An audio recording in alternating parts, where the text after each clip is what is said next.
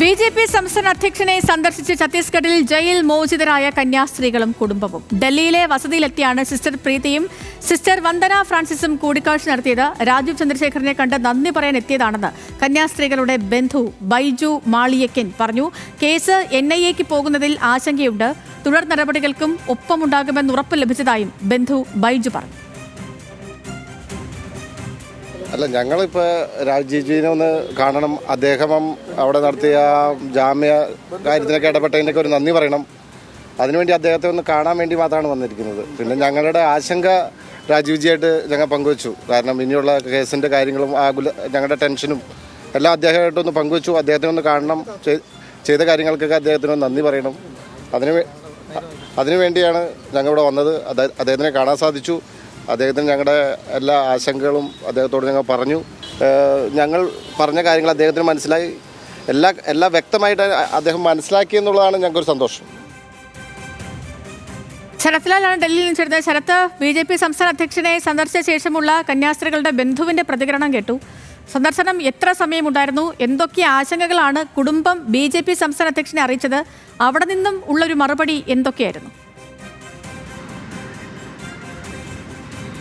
സേതുലക്ഷ്മി, 40 മിനിറ്റോളമാണ് ഈ കൂടിക്കാഴ്ച നടന്നത്, ചർച്ച നടന്നത്.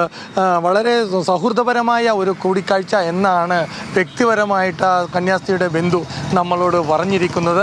ഏതായാലും കന്യാസ്ത്രീകളും പിന്നെ മാധ്യമങ്ങളോട് പ്രതികരിക്കാൻ കോടതിയുടെ വിലക്കുണ്ട്. അതുകൊണ്ട് തന്നെ മാധ്യമങ്ങളോട് പ്രതികരിച്ചില്ല. എന്നാലും വളരെ നല്ല സൗഹൃദപരമായ ചർച്ചയായിരുന്നു നടന്നത്.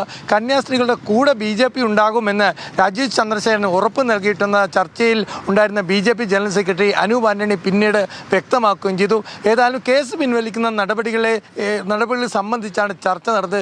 ഇക്കാര്യത്തിൽ കൂടുതൽ ഇടപെടൽ നടത്താമെന്ന് രാജീവ് ചന്ദ്രശേഖരൻ കന്യാസ്ത്രീകൾക്ക് ഉറപ്പ് നൽകിയിട്ടുണ്ട്.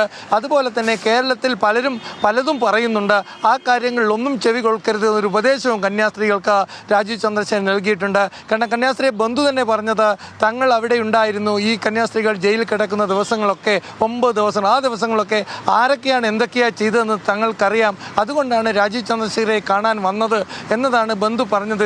സേതുലക്ഷ്മി, ഏതായാലും രാഷ്ട്രീയപരമായിട്ടുള്ള ഒരു നീക്കം തന്നെയാണ്. ചന്ദ്രശേഖരന് ആശ്വാസം നൽകുന്നതാണ് കന്യാസ്ത്രീകൾ അദ്ദേഹത്തിൻ്റെ വസതിയിലെത്തി അവരെ കണ്ട സാഹചര്യം, ചർച്ച നടത്തിയ സാഹചര്യം. കന്യാസ്ത്രീകളെ സംബന്ധിച്ചോളം ഈ കേസിൽ നിന്ന് റദ്ദാക്കണം. അതിനുവേണ്ടി നിയമ നടപടികൾക്കുമായി BJP കേന്ദ്രത്തിൻ്റെ ആവശ്യകതയുണ്ട്.